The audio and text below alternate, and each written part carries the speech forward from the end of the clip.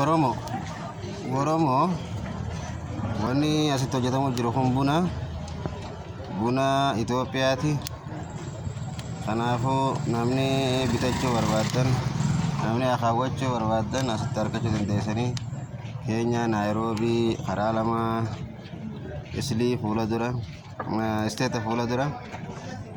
Karaa isteetaa fuula duratti namni akaawwachuu barbaadu warri as keessatti buna dhaabdan Naayiroobii keessatti buna asitti akaawwachuu dandeessanii. Kaa akaawwames bitachuu dandeessanii.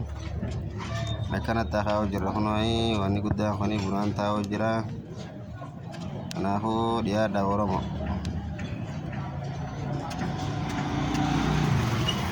Akkatti akaawwaa jirra kunoo.